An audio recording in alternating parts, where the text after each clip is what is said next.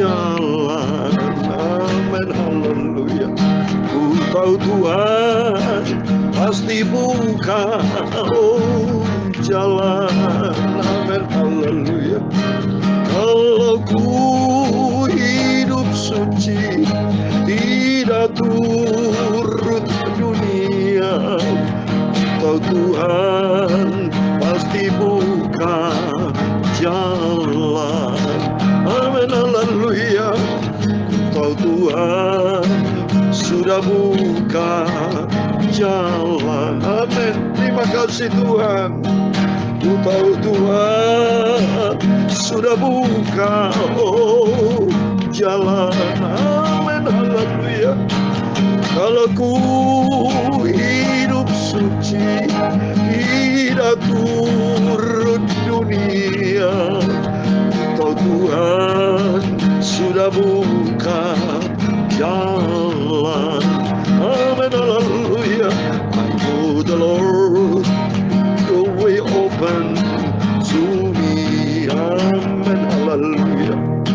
I know the Lord, the way open to me. Amen, hallelujah. If I live a holy life, no wrong the way, I know the Lord will make a way for me. Amin, haleluya. Tahu Tuhan pasti buka jalan. Amin, haleluya. Ku tahu Tuhan pasti buka jalan. Amin, haleluya. Kalau ku hidup suci, tidak turut dunia, tahu Tuhan pasti buka jalan. Amin, haleluya. Dalam Ayub 23 ayat 10 demikian firman Tuhan. Karena ia tahu jalan hidupku, seandainya ia memuji aku akan timbul seperti emas. Kalau hidupku suci, tidak turut dunia, tahu Tuhan pasti buka jalan. Amin, haleluya. Ya Tuhan, punya mula kebesaran dan kejayaan, kehormatan, kemasyhuran, dan keagungan. Amin, haleluya. Ya segala-galanya yang ada di langit dan di bumi, Engkau ya Tuhan, punya mula kerajaan, dan Kau yang tertinggi itu melebihi segala-galanya sebagai kepala. Sebab kekayaan dan kemuliaan berasal daripada-Mu, dan Kau yang berkuasa atas segala-galanya. Dalam tangan-Mu lah kekuatan dan kejayaan. Amin, haleluya. Dalam tangan-Mu lah kuasa membesarkan dan mengokohkan atas segala-galanya. Sekarang ya Tuhan Yesus, Bapa kami bersyukur kepada-Mu dan memuji nama-Mu yang agung itu, nama-Mu yang sempurna. Kami sembah sujud Engkau kepada Tuhan Yesus Kristus Bapakku. Hanya Engkau yang punya otoritas penuh, kedaulatan yang sempurna. Kalau ku hidup suci, tidak turut dunia, tahu Tuhan pasti buka jalan. Amin, haleluya. Tuhan, sucikan Bapa mulut kami Bapa, kuduskan hati kami, tubuh jiwa kami Bapa. Ampun, sebentar kami mau baca firman-Mu. Firman-Mu sumber kebenaran, menuntun kami di jalan Tuhan. Ku tahu Tuhan sudah buka jalan. Amin, haleluya. Kalau ku tidak turut dunia. Ku tahu Tuhan sudah buka jalan. Ampuni Bapa semua dosaku, kilapku, salahku. Ampun Bapa. Berikan petunjuk buat kami Bapa, supaya tidak melangkah di jalan yang salah, tapi melangkah di jalan yang Tuhan yang tunjukkan dalam hidup kami. Mengenal jalan Tuhan dan berjalan di jalan Tuhan. Hidup di dalam kebenaran firman-Mu. Tahu Tuhan sudah buka jalan. Haleluya. Kalau ku hidup kudus, tidak turut dunia ini. Aku mau cinta Yesus, aku mau setia dan taat. Segala puji, hormat, kebesaran, ketinggian, kemuliaan, keagungan, kesempurnaan, kekudusan, tempat tertinggi di atas segala-galanya hanya bagi Allah Bapa di dalam kerajaan surga. Di dalam nama di atas segala nama, Tuhan Yesus Kristus, kami hamba anakmu sudah berdoa. Haleluya. Amin. Puji Tuhan. Shalom. Selamat pagi. Selamat kita berjumpa kembali di dalam kasih Bapa kita Tuhan Yesus Kristus. Hanyalah rahmat dan anugerah Tuhan. Sungguh kita bersyukur. Kita hari demi hari kita lakukan kegiatan yang rutin, saudara. Saya juga rutin ini. Berarti kita menanti kedatangan Tuhan, saudara. Ya, hidup ini kalau tanpa Tuhan bosan, saudara. Bisa jenuh. Kan manusia rutin. Apa? Tidur, makan, tidur. Berarti itu aja siklusnya. Tidak ada sesuatu yang baru. Tapi nanti kita di dalam Yesus, di surga, sama-sama kita belum pernah ngalamin surga. Saya aja ke Israel, saudara. Pergi ke Israel, ada pernah bosan sampai detik ini. Rindu terus ke Israel, saudara. Berjumpa dengan Tuhan, rindu terus. Seperti saudara, butuh makan, minum, rindu, lapar, butuh makan, haus, butuh minum. Demikian kita dengan Tuhan Yesus. Jiwaku haus Tuhan, untuk selalu berjumpa dengan Tuhan Yesus. Diisi dengan firman Tuhan. Tuhan akan buka jalan. Setiap kita tidak terlepas dari tantangan, pergumulan hidup, tapi pegang janji Tuhan. Sebab Tuhan berfirman tadi dalam Ayub 23 ayat 10. Karena ia tahu jalan hidupku, seandainya ia menguji aku akan timbul seperti emas. Jadi artinya setiap langkah kita diatur oleh Tuhan. Dan seandainya itu ada ujian, ada cobaan, tetap kita ada di jalan-jalan Tuhan. Kalau kita tetap ada di jalan Tuhan, jalan Tuhan akan membawa kita kepada emas kemuliaan Tuhan. Amin. Mari kita buka firman Tuhan di pagi yang indah ini. Saudara, 1 Tawari pasal 10. Haleluya, puji Tuhan atas rahmat anugerah Tuhan. Kemarin sudah kita baca 1 Tawari pasal 9. Sudah selesai. Berarti 1 Tawari waktu begitu cepat. Sekarang sudah pasal 10 ya. Dari 1 Tawari pasal 1 sudah berarti 10 hari kita membaca firman Tuhan. Puji Tuhan. Mari kita lakukan setia. Karena Tuhan dia dari surga. Bahwa kita adalah anak-anak Tuhan yang setia. Amin. Saya mau baca 1 Tawari pasal 10 ayat 1 sampai 14. Demikian firman Tuhan. Orang Filistin berperang melawan orang Israel. Orang Israel melarikan diri dari hadapan orang Filistin, dan banyak yang mati terbunuh di pegunungan Gilboa.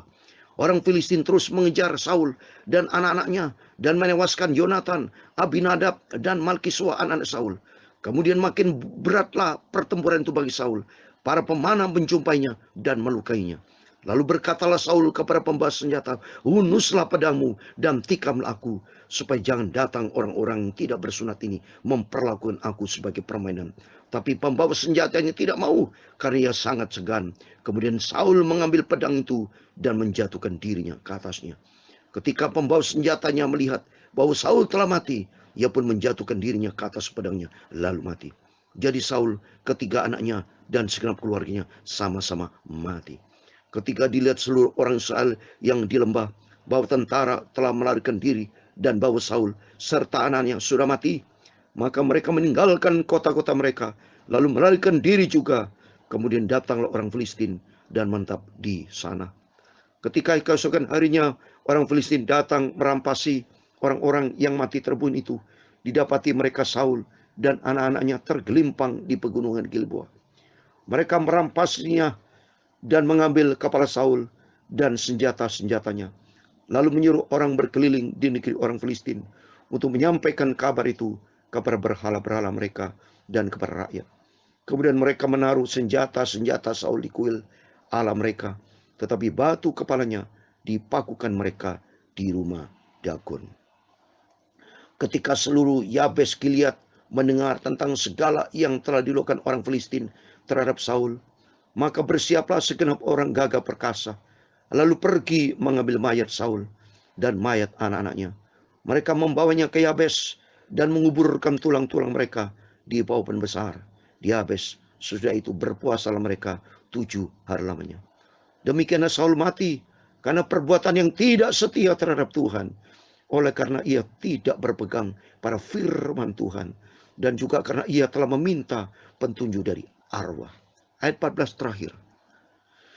Dan tidak meminta petunjuk Tuhan, sebab itu Tuhan membunuh dia dan menyerahkan jabatan raja itu kepada Daud bin Isai. Amin. Demikian firman Tuhan yang sudah kita baca dalam 1 Tawari pasal 10 ayat 1 sampai 14. Di dalam nama Tuhan Yesus Kristus, kepada Bapak, Ibu, Saudara semua bersama saya, diberkati Tuhan Yesus. Kita mau setia kepada Tuhan, kita mau taat, kita mau cinta Tuhan, lakukan apa yang Tuhan mau. Seperti perintah Tuhan di sini, firman Tuhan katakan ini perbedaan saudara antara orang yang hidup taat kepada firman Tuhan, beda dengan orang tidak taat. Saul ini beda dengan Raja Saul. Beda, Raja Saul berbeda dengan Raja Daud. Mohon maaf saudara, saya terlalu semangatnya nih membaca firman Tuhan. Jadi jelas ini Raja Saul berbeda jauh dengan Raja Daud. Raja boleh dosa, sama-sama kita orang berdosa. Tapi mari sikap kualitas kita berbeda. Kalau Saul terus main-main dengan dosa, tidak taat kepada firman Tuhan. Seperti yang saya bacakan kemarin ya. Dalam 1 Samuel. Daud itu selalu dia berdosa kepada Tuhan. Tapi dia minta ampun sama. Membangun persekutuan dengan Tuhan. Membangun mezbah di dalam Tuhan. Tapi Saul tidak pernah taat kepada firman Tuhan. Sampai dikatakan kan. Di sini di ayat 13. Demikianlah Saul mati karena perbuatannya tidak setia terhadap Tuhan. Itu pertama. Tidak setia. Terus berikutnya. Oleh karena ia tidak berpegang pada firman Tuhan. Ada 3 ini saudara. Kesalahan dari Saul yang fatal ini. Pertama, Saul tidak setia kepada Tuhan. Yang kedua, dia tidak berpegang pada firman Tuhan. Tidak setia, tidak taat ya. Tidak setia, beda. Dia tidak setia kepada Tuhan. Dia lari kepada yang lain. Kedua, tidak taat. Perintah Tuhan dilanggar. Terus ketiga, dia salahnya fatal lagi. Dia minta petunjuk kepada arwah, ya, kepada perempuan yang saudara tahu di endorse itu, saudara. Fatal, saudara. Oleh karena itu tidak bisa. Yang tidak minta petunjuk Tuhan tidak benar, saudara. Berarti hidupnya sombong, tidak taat, tidak setia, tidak taat kepada firman Tuhan, berani dia melawan Tuhan. Maka kita baca, saudara. Ada perbedaan, saudara. Kalau orang yang dekat dengan Tuhan beribadah kepada Tuhan, nggak bisa, saudara. Baca di Malaki pasal 3. Semua baca ya. Malaki pasal 3 ayat 18 dikatakan demikian. Maka kamu akan melihat kembali perbedaan antara orang benar dan orang fasik. Antara orang-orang beribadah kepada Allah dan orang yang tidak beribadah kepada Allah. Tidak bisa, saudara. Mari ada perbedaan. Terbukti nyata bagi saya bersama Bapak Ibu yang selalu setia kepada Tuhan beribadah. Tuhan pelihara kita semua sehat dalam nama Yesus. Saya bersyukur sama Tuhan di tengah-tengah COVID waktu kemarin COVID Delta itu. Wah, banyak orang meninggal. Tapi saya puji Tuhan sejak jadi hamba Tuhan. Ya tidak pernah sakit dalam perlindungan Tuhan. Banyak anak-anak Tuhan yang saya cintai, saya doakan yang sakit, semua disembuhkan sama Tuhan. Haleluya. Saya bersama istri anak, semua sehat, diberkati Tuhan. Semua bersama Bapak Ibu dalam nama Yesus. Mari kita mau tingkatkan hubungan akrab dengan Tuhan.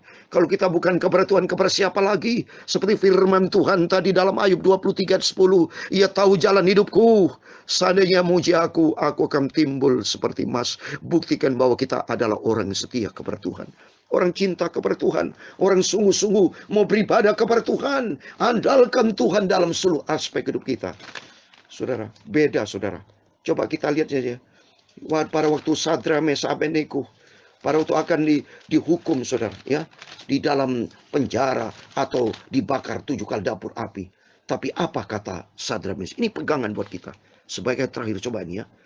Daniel pasal 3 saya mau baca. Ayat 16, 17. Ya, 18. Coba ini saya mau baca. Daniel pasal 3, 16 sampai 18. Lalu Sadra, Mesab dan Abednego menjawab Raja Nebukadnezar, tidak ada gunanya kami memberi jawab kepada Tuanku dalam hal ini.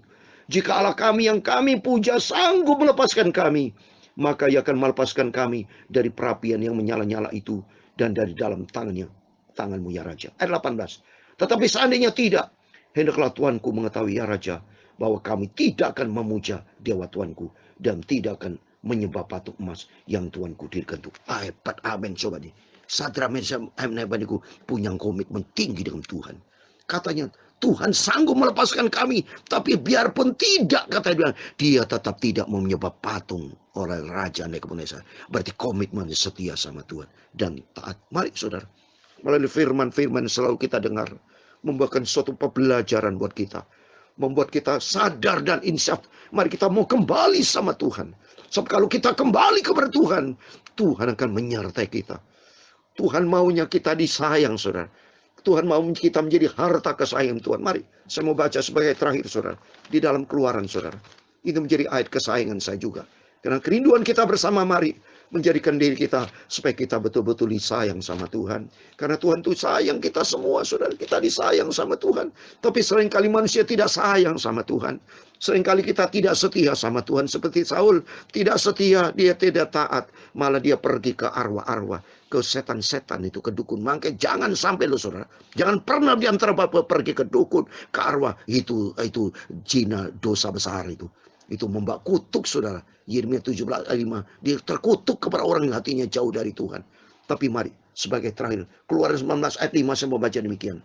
Jadi sekarang, jika kamu sungguh-sungguh mendengarkan firman-Ku dan berpegang pada perjanjian-Ku, maka kamu akan menjadi harta kesayanganku sendiri dari antara segala bangsa, sebab akulah yang mempunyai seluruh bumi. Amin. Mari, melalui firman-firman, luar biasa, saya sendiri semangat untuk melayan pekerjaan Tuhan. Kita bangun hubungan akrab dengan Tuhan.